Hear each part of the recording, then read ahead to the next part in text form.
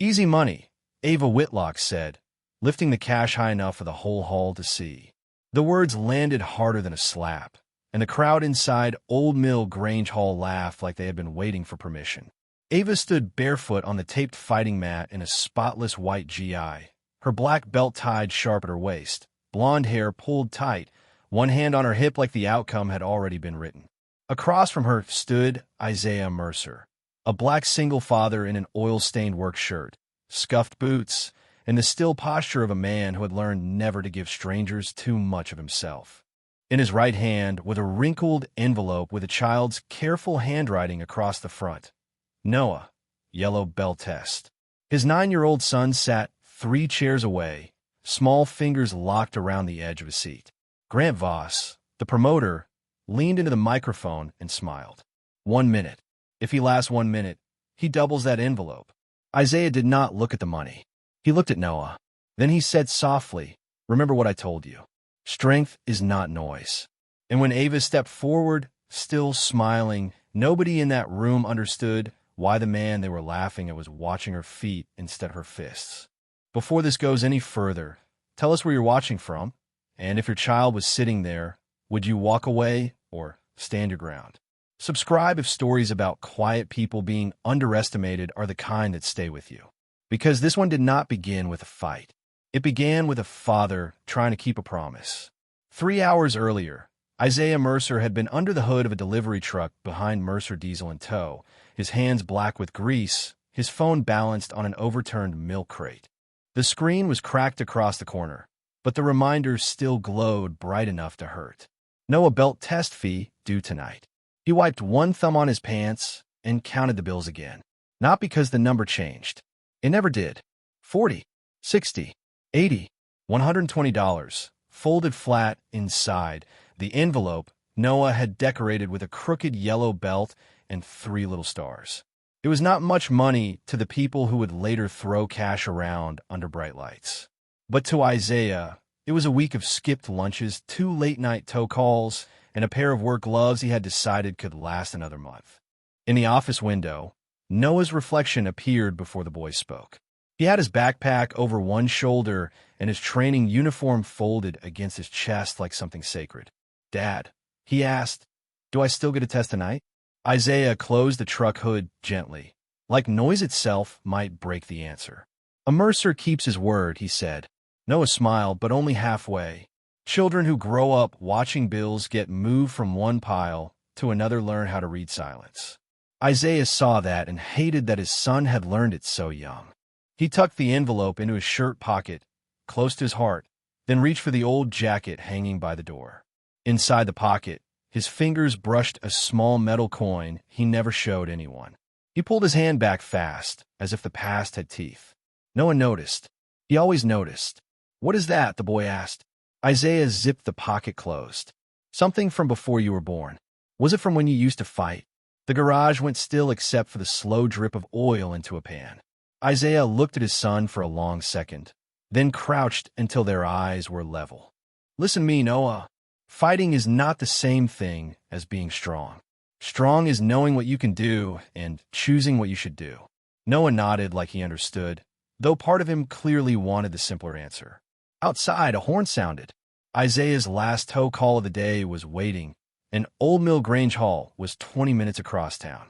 He could still make it. He could still sit in the back, clap for his boy, pay the fee, and leave without anyone learning anything about him beyond the stains on his shirt. That was all he wanted from the night. But when Isaiah opened the passenger door for Noah, the envelope slipped halfway from his pocket, and the child's yellow belt drawing flashed in the late sun.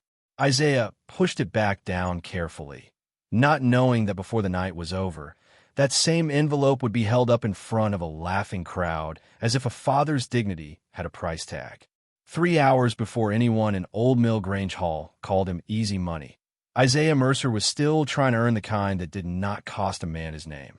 The last tow call should have taken 7 minutes. He had told Noah that twice, not because the boy needed the reassurance, but because fathers sometimes speak to quiet the fear in themselves. A silver minivan sat crooked beside the service road, hazard lights blinking weakly, while a young mother stood near the shoulder with a baby carrier pressed against her hip. Isaiah saw the problem before she finished explaining it. Loose battery cable, corroded terminal. Nothing dramatic. Nothing profitable either. He could have written it up as a full roadside service call, taken the fee, and still made Old Mill Grange Hall before the youth demonstration started. Instead, he opened his toolbox, cleaned the contact, tightened the clamp, and told the woman to keep the money for gas. Noah watched from the passenger seat, his yellow belt uniform folded across his lap, the envelope resting under both hands as if he were protecting something alive. "Dad," he said when Isaiah climbed back in. "We didn't charge her." Isaiah started the truck and checked the mirror before pulling out. "She had a baby in the cold. But we need money too." The words came out small, and Noah looked down as if he wished he could pull them back. Isaiah did not scold him. He only reached over and tapped 2 fingers gently against the envelope. Needing money does not mean we forget who we are. Noah held that sentence quietly. The way children hold things they know are too heavy to answer right away. The old tow truck rattled toward town, its heater coughing more noise than warmth. On the dashboard sat a stack of unpaid reminders folded beneath the registration card. Rent, insurance, a past-due notice from the after-school program. Isaiah had hidden them badly because there were only so many places in a small truck to hide the truth. When his phone buzzed, the name on the cracked screen made his jaw tighten. Mercer Diesel Dispatch. He let it ring once, then answered on speaker. His supervisor did not ask how Noah was. He did not ask where Isaiah was. He said a corporate client needed a truck moved from the country club lot by 8, and if Isaiah passed on another late call, they would revisit his hours Monday morning. Isaiah looked at the clock, then at Noah. The boy pretended not to listen. "I can't tonight," Isaiah said. "My son has something important." The silence on the other end was colder than anger. "Everybody's got something important, Mercer." The call ended. Noah stared at the envelope. "I can skip it." Isaiah shook his head before the sentence had finished landing. "No, but your job, a job that makes me break my word to you every time it rings, is not the kind of job I can build a life on." He said it calmly, but his hand stayed on the wheel a little too tight. Ahead, the roofline of Old Mill Grange Hall appeared beyond the trees, glowing with yellow light. Cars filled the gravel lot. A banner flapped above the entrance. Whitlock Defense Academy Charity Fight Night. Beneath it, Ava Whitlock's face smiled from a poster, clean and confident, one fist raised beside the words discipline. Honor. Courage. Noah looked up at the poster with the open wonder of a child meeting a hero before the hero knows she is being watched. Isaiah saw that look and swallowed the warning that rose in his throat. He only parked at the far edge of the lot, wiped his hands on a rag that would never come clean, and tucked the yellow belt envelope back into his shirt pocket. As they crossed toward the bright doorway, a man in a tailored vest near the entrance glanced at Isaiah's work boots, then at the envelope bulging against his chest, and smiled like he had just found exactly what the night was missing. The man in the tailored vest was Grant Voss, though Isaiah did not know his name yet. He stood just inside Old Mill Grange Hall with a wireless microphone clipped to his collar and the easy smile of a man who had spent years turning other people's discomfort into entertainment. His eyes moved over Isaiah in pieces. The oil on his sleeves, the scuffed boots, the old jacket, the envelope flattened beneath his palm. Then he looked at Noah's folded uniform and smiled wider.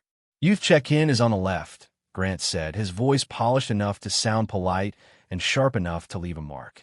"Spectators in work clothes can sit anywhere that doesn't block the donors." Isaiah gave him one quiet nod and kept walking. Noah heard it. His shoulders tightened, but Isaiah rested a hand between the boy's shoulder blades, not pushing, only steadying. Inside, the hall smelled like floor polish, popcorn, sweat, and expensive perfume from the sponsor tables near the front. Old wooden beams were wrapped with string lights. Folding chairs circled a tape mat at the center. Local business owners stood beside a banner that read Whitlock Defense Academy, building confidence through discipline, their shoes shining under lights that made Isaiah's work boots look even older.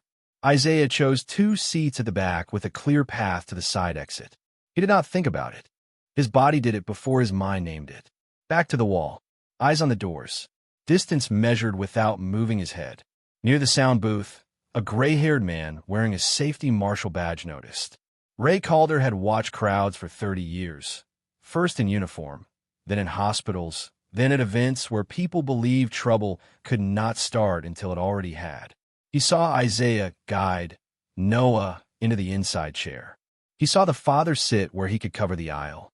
He saw Isaiah's right hand stay free while the other adjusted the yellow belt envelope in his pocket. Ray stopped leaning against the wall. The first demonstrations were polished and loud. Children broke thin boards. Teenagers spun through rehearsed combinations. Every cheer made Noah sit taller, his eyes bright in a way Isaiah had not seen all week. Then Ava Whitlock stepped onto the mat, and the room changed shape around her. She was exactly like the poster, only sharper in real life. White GI spotless under the lights, black belt tied clean and tight, blonde hair pulled back, chin lifted as if doubt were something she had trained out of herself years ago.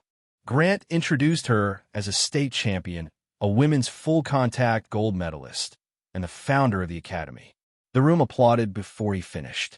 Ava bowed once, controlled and beautiful, then dropped 2 volunteers in less than a minute each. She did not hurt them. That almost made it worse. She made it look effortless. Noah whispered, "She's amazing." Isaiah nodded. "She's trained. You think I could move like that one day?" Isaiah looked at his son's hands, small and tense around the envelope, now resting in his lap. "If you learn control before you learn speed." Grant had returned to the sponsor table, but his attention kept drifting back to the rear row. The crowd was warm now. The phones were up. The live stream counter on the tablet near his hand was climbing. Ava walked to the edge of the mat for water, breathing lightly, not tired, just alert. Grant leaned close to her under the applause. His smile never changed. "We need one more moment," he murmured. "Pick someone a room already thinks you can beat." Ava followed his eyes toward the back row, toward the tired black father in the stained work shirt, toward the child holding a yellow belt envelope, like it was worth more than all the cash in the hall. For the first time that night, her gaze stopped not on Isaiah's face, but on the money under Noah's fingers. Ava's eyes stayed on the envelope 1 second too long. It was such a small thing that most of the room missed it, but Isaiah did not. He saw the calculation move across her face before she covered it with a performer's smile. Money changed the shape of people. He had learned that long before this haul, long before the oil-stained shirt, long before Noah was old enough to ask why adults sometimes looked at poor people like they were already guilty of something. Grant noticed Ava's hesitation and stepped away from the sponsor table, microphone loose in his hand. "Ladies and gentlemen," he said, drawing the room back toward him, "we've seen trained fighters. We've seen students. But courage isn't just for people in uniforms, is it?" A few people laughed before they knew what they were laughing at. Isaiah's hand moved to Noah's shoulder. Not hard, just enough to tell him to stay seated. Ava walked slowly along the edge of the mat, her bare feet silent on the tape. She did not point yet. That made it worse. The room began searching before she chose, heads turning, phones lifting higher. Noah looked up at his father. "Dad!" Isaiah leaned close, eyes forward. "But she's looking at us." "Then let her look." Ava stopped in front of their row. Up close, she was not careless. Her eyes were sharp, her breathing measured, her hands relaxed at her sides. She was not some loud bully with a belt. She was trained, disciplined, and used to being obeyed. That made the next words cut deeper. "You came for the youth program?" she asked, looking at Noah, then at the envelope. Noah nodded. "Yellow belt." "Good," Ava said. "Then maybe your father can show you how adults handle pressure." Something in Isaiah's jaw shifted, but his voice stayed low. "My son came here to learn discipline, not watch strangers gamble with pride." The line reached the first 2 rows. A few people stopped smiling. Ray Calder, near the sound booth, took one slow step closer to the mat. Grant felt the room cooling and moved quickly to warm it again. "No gambling," he said, grinning. "Just a friendly 1-minute challenge. Community spirit." He looked down at Isaiah's boots. "Unless we're clothes, don't move well under pressure." Noah's face burned. Isaiah felt it without looking. He began to stand, not to accept, but to leave. Then one of the teenage students near the aisle backed up too fast while showing off for a phone camera. His heel caught the leg of a folding chair. The chair snapped sideways toward Noah's temple. Isaiah's left hand moved before the gasp left the crowd. He caught the metal frame 2 inches from his son's head, stopped it without noise, and set it upright so gently the boy in the GI barely understood what had happened. For half a second, the hall went thin and quiet. Ray saw the angle. Ava saw the speed. Grant saw only the silence and hated it. Nice reflexes, Ava said, but the certainty in her voice had cracked just enough for Isaiah to hear it. Isaiah did not answer. He only checked Noah's face, then reached for the envelope in the boy's lap. But Noah had loosened his grip when the chair fell, and the wrinkled envelope slid off his knees onto the wooden floor. It landed face up beneath the lights. Noah, yellow belt test. 3 crooked stars. A drawing of a yellow belt. Grant bent down before Isaiah could. He picked it up between 2 fingers, read the words, and smiled into the microphone like he had just found the handle of a knife. "Well," he said, turning toward the crowd, "looks like we found tonight's stakes." For one clean second, it looked like the room might remember what it had been pretending to teach. Ava's smile faded first. She looked at the envelope in Grant's hand, then at Noah's face, and something small moved behind her eyes. Not guilt yet, not understanding, but enough to make her voice drop. "Grant," she said, "give it back." The words did not reach the whole hall, but Isaiah heard them. So did Ray Calder. Grant kept smiling anyway, because men like Grant knew that a crowd could be steered faster by shame than by truth. He lifted the envelope higher, letting the live stream camera find the crooked yellow belt drawn in pencil. "Come on, folks," he said, warm and bright and poisonous. "This is what community is about. A father, a son, a little courage." A few people clapped uncertainly. Others laughed because the camera was still rolling and nobody wanted to look like the first person who felt ashamed. Isaiah stood fully now, calm enough to make the people closest to him uneasy. He did not snatch the envelope. He did not raise his voice. He simply held out his hand. "That belongs to my son." Grant glanced at the thin stack inside. "Looks like it belongs to opportunity." Noah's ears turned red. He stared at the floorboards as if he could disappear between them. Ava saw that, and her fingers tightened once against the edge of her black belt. For the first time all night, the champion looked less like the woman on the poster and more like someone who had realized the joke had teeth. "Grant," she said again, sharper now, but still not loud enough to turn the room against him. Grant angled the microphone away and leaned close to her. His smile stayed in place for the crowd. His words were only for her. "You want rent paid next month or not?" Ava went still. The room did not hear him, but Isaiah saw the sentence land. He saw how power changed posture, how even people who looked untouchable could be held by the throat if the hand was made of money. Then Isaiah's phone buzzed in his pocket. Once, twice. The cracked screen lit against his work shirt. Mercer Diesel Dispatch. He did not answer. A second later, a text appeared beneath the missed call. "Last chance on the country club tow. Past tonight and Monday will be a different conversation." Noah saw enough of the screen to understand. His voice came out barely above air. "Dad, we can go." That should have been the end of it. Isaiah reached for the envelope again, ready to take his son home with nothing but a lost shift, an unpaid bill, and his dignity still intact. But someone in the second row, a man with a beer cup and a phone held sideways, chuckled loud enough for Noah to hear. "Smart kid. Knows his dad's not built for this." The sentence hit the boy before it hit Isaiah. Noah's chin dropped. His hands curled around the empty space where the envelope had been. Isaiah closed his eyes for half a breath, not in fear, but in restraint. When he opened them, Grant had found the lever he wanted. He slid 2 crisp $100 bills into the envelope, then held it out toward Isaiah like a contract. "1 minute," Grant said into the microphone. "No shame in walking away. But if you do, don't blame us when your boy wonders why." Ava's head turned sharply toward him. Ray Calder stepped off the wall. Isaiah looked at the envelope, then at Noah, then at the bright exit sign glowing over the side door. Safety was 12 steps away. The right thing was suddenly much farther. Grant lowered his voice just enough for Isaiah to hear the trap inside the offer. Take the challenge or take the lesson home. Grant held the envelope between two fingers like it was no longer a child's test fee, but a ticket he had purchased into Isaiah Mercer's private life. The room waited. That was the cruelest part. Not the laughter, not even the phones. The waiting. People leaned forward with the soft hunger of strangers who wanted a decision they would never have to pay for. Isaiah could walk out and teach Noah that dignity did not answer every insult. Or he could stay and teach him that some insults, once placed in a child's hands, had to be taken back carefully. Grant understood the trap because he had built it in public. If Isaiah refused, the clip would become a joke before midnight. Tired mechanic backs down from female black belt. If Isaiah accepted, Grant got his viral moment. Ava got her spectacle, and Isaiah became exactly what the crowd wanted him to be, a poor father fighting for money under lights. Ava saw it too late. She stepped toward Grant and reached for the envelope. This is enough. Grant shifted his body just enough to keep it away from her while still smiling at the room. Ava, don't kill the energy. You used the kid's money. I created a moment.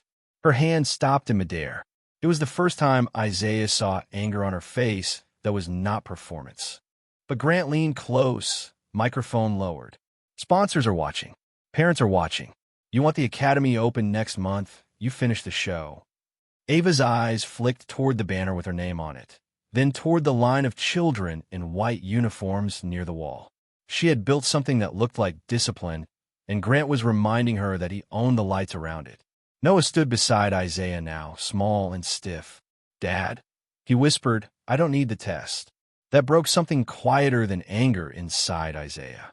Not because the boy was afraid, but because he was already trying to make himself smaller, so his father would not have to suffer. Isaiah crouched, not caring that half the hall had cameras pointed at him. Look at me. Noah did. You are not the price of this room's lesson. Grant's smile weakened for one clean second. Then he lifted the envelope again. Simple rules, he announced. 1 minute with Ava. Light contact. If Mr. Mercer stays on his feet, he takes the money. If not, he walks away with a good story. Ray Calder moved closer to the mat. Move the front row back. Grant ignored him. It's a community exhibition, Ray. Then make it safe. It is safe. Isaiah looked at the taped edges of the mat, the folding chairs too close to the corners, the power cord from the live stream tablet running across the floor, the young students crowded behind Ava where they should not have been. His eyes took it in without hurry. Ava noticed. So did Ray. Grant noticed only that the room was quiet again, and quiet did not sell. Unless, Grant added, voice brightening, Mr. Mercer wants to explain to his son why some men only look strong in work boots. Noah flinched. Isaiah stood. He took the envelope from Grant's hand slowly enough that no one could call it grabbing. Then he removed Grant's $200 bills, folded them once, and placed them on the nearest chair. That part was never ours. The hall murmured. Isaiah handed the original envelope back to Noah. Put this in your bag. Dad, please. Behind Mr. Calder, Isaiah said softly. Ray's head turned. Isaiah had not been introduced to him. He had simply found the safest man in the room. For the first time, Ray Calder looked at Isaiah Mercer like a question he had heard before. Ava stepped onto the mat, her face no longer smiling. Isaiah slipped off his old work jacket, laid it over Noah's chair, and walked forward with empty hands. Grant raised the microphone. Now we have a show. Isaiah looked once at his son, once at the exits, and then at Ava's feet. The trap had closed, but not around the man Grant thought he had chosen. Ava came at Isaiah faster than the room expected. Not wild, not angry, trained. Her front foot cut across the tape, her shoulder dipped, and her right hand snapped toward his chest with a clean speed that had put 2 volunteers on the mat before they understood they were falling. Isaiah did not swing back. He did not raise his voice. He moved half a step outside the line of her strike, just enough for her sleeve to whisper past his shirt, then reset his feet as if he had merely stepped around a puddle. The crowd laughed at first, thinking he had flinched. Then Ava came again. A low kick, a palm strike, a quick feint toward his ribs. Isaiah gave ground in inches, never more than he needed, hands open, eyes calm and lower than hers, reading hips, knees, balance. Ava's smile vanished. This was not fear. This was not luck. She felt it before the crowd did. The man in front of her was not trying to win. He was managing danger. Grant sensed the room, shifting away from mockery, and shoved his voice through the microphone. 30 seconds. Come on, Ava. Don't let him dance around all night. The words cut into her pride. She stepped in harder, faster, throwing a combination meant to end the exhibition clean.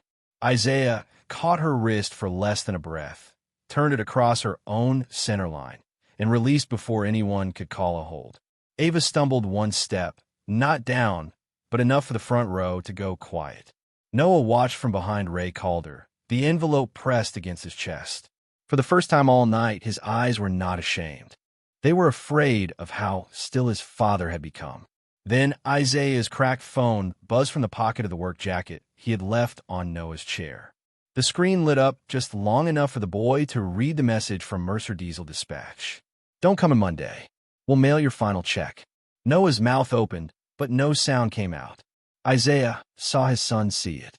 He saw the job disappear, the rent notice on the dashboard, the after-school bill folded under the registration, and still he did not look away from Ava's feet. Ava attacked again, but the taped mat had shifted under the rush of feet, and a live stream power cord near the corner had curled into the edge like a snake. Her heel caught it. Her weight tipped backward toward the folding chairs and the metal corner of the sponsor table. Isaiah saw the fall before it happened. So did Ray. Only one of them was close enough. Isaiah stepped inside Ava's guard, took the impact against his own shoulder, and caught her behind the ribs before her head struck the table. The motion drove his wrist hard against the chair frame. Pain flashed across his face and disappeared almost as quickly. Ava felt the catch. She felt the restraint. She felt the truth that he could have dropped her and chose not to. For one suspended second, the hall understood something it did not yet have words for. Then Grant ruined it. That's a grab, he shouted. Outside the rules. A few people murmured, grateful for an explanation that made the strange thing ordinary again.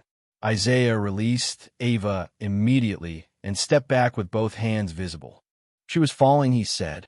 Grant pointed toward the chair where his $200 bills still lay. No, he panicked when the money got real. Noah looked from the money to the phone, from the phone to his father, and the envelope slipped from his hands. It skidded across the wood toward the edge of the mat. Ray moved forward. Grant, stop this now.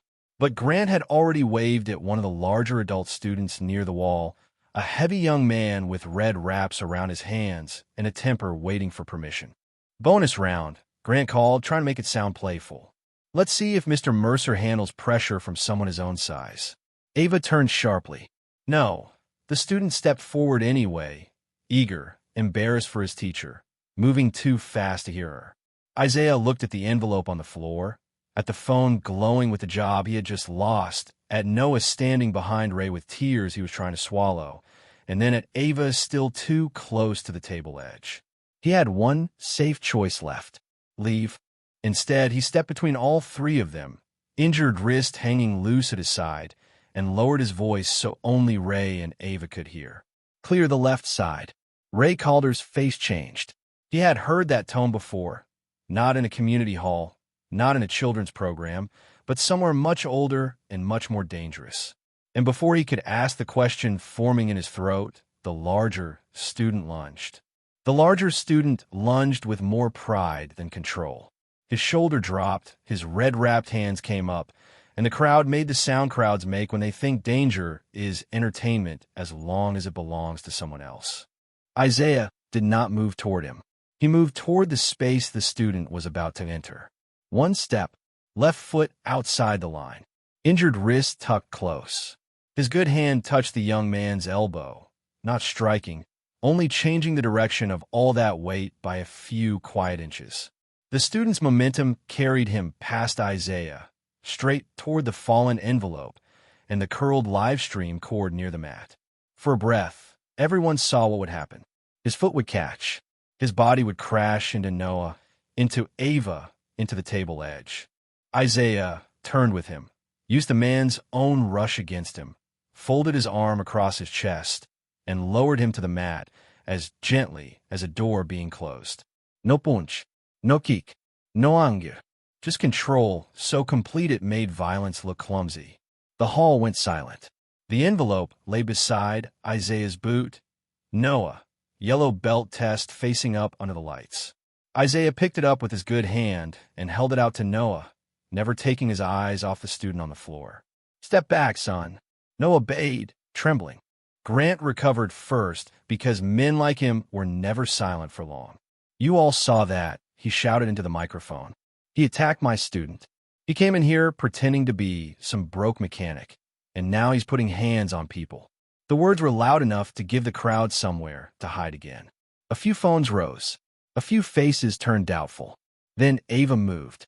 She took the microphone from Grant's hand so sharply the speaker cracked with feedback. No, she said. One word, but it cut through every corner of the hall. Grant reached for the mic. Ava, no, she repeated louder. Her face was pale now, not with fear of Isaiah, but with the understanding of what she had almost helped create. He told us to clear the left side before anyone moved. He saw the cord. He saw the chairs. He stopped him from hitting a child. Ray Calder stepped fully onto the mat. He knelt beside the student first, checked his wrist, his shoulder, his breathing, then looked up at Isaiah with a stillness that did not belong to community events. That was a restraint entry, Ray said, not tournament work. Isaiah did not answer. Ray's eyes dropped to Isaiah's stance, to the injured wrist he was still hiding, to the way he had placed himself between Noah, Ava, and the crowd without ever looking heroic. Naval Special Warfare? He asked. The words passed through the room like the lights had dimmed. Grant's smile died. Ava looked at Isaiah as if the person she had chosen from the back row had been standing behind glass the whole time. Isaiah's jaw tightened. He could have denied it. He could have let the mystery protect him. Instead, he looked at Noah, then at the envelope in his son's hands. Former, he said, and I left that life so my boy would not have to grow up watching me prove it. Ray stood slowly. You were an instructor? Isaiah's silence answered before his mouth did. Close protection, restraint, extraction. He swallowed once. A long time ago. Grant tried one last time. So he hid it.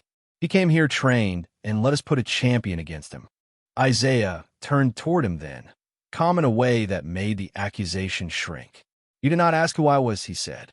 You asked what my dignity was worth. No one laughed. Not one person.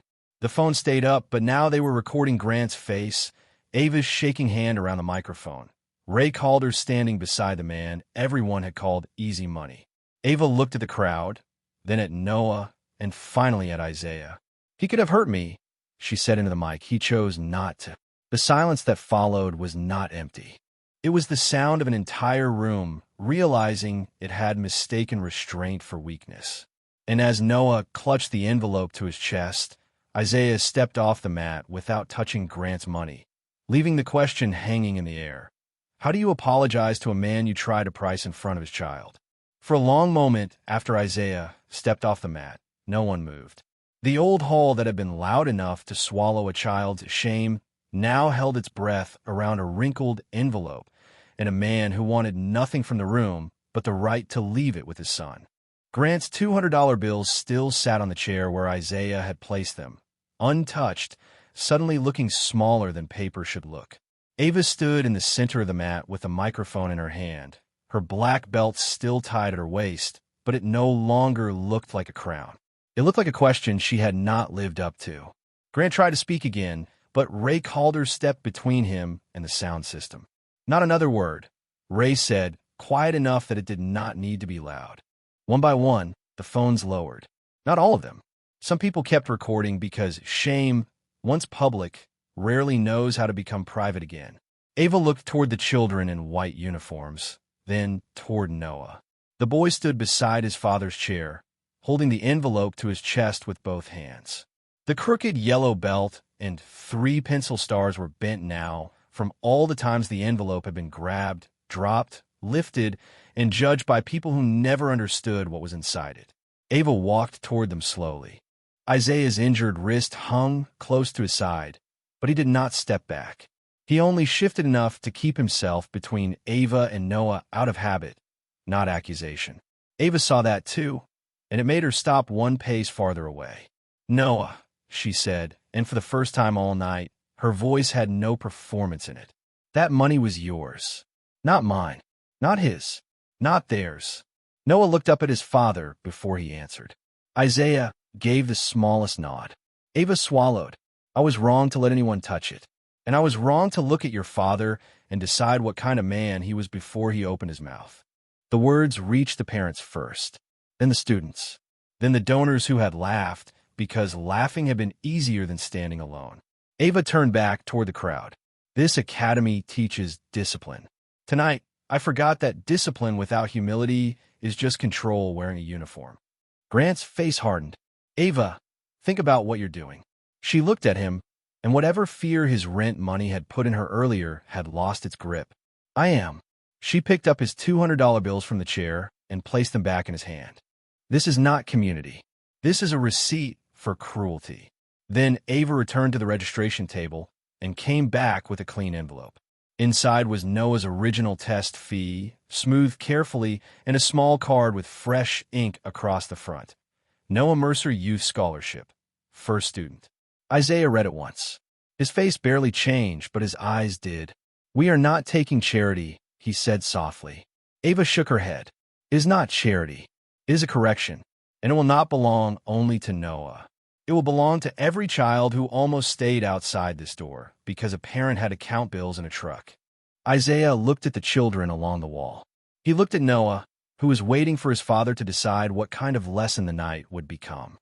Finally, Isaiah took the card, not as a prize, not as forgiveness, but as something useful rescued from something ugly. Noah stepped closer and whispered, "Dad, were you the strongest man in there?" Isaiah crouched slowly, hiding the pain in his wrist too late for his son not to see it. "No," he said. "The strongest thing in there was the part of me that didn't want to hurt anybody." Noah looked at the mat, then at Ava, then at the envelope in his hands. "Can I still test?" Isaiah smiled for the first time that night. "If you still want to learn what that belt is supposed to mean." Ava bowed to Noah first. Then, after a long breath, she bowed to Isaiah. He did not bow back like a fighter accepting victory. He placed his good hand on his son's shoulder and walked him toward the registration table, past the chairs, past the sponsor banner, past the cash that had failed to buy what mattered. Behind them, the words "easy money" no longer sounded like a joke. They sounded like an accusation the room would remember. Have you ever been judged by your clothes, your job, your silence, or the money in your hand? If this story stayed with you, leave the city or country you're watching from in the comments. And subscribe for more stories about people the world underestimated, until the truth made the whole room go quiet.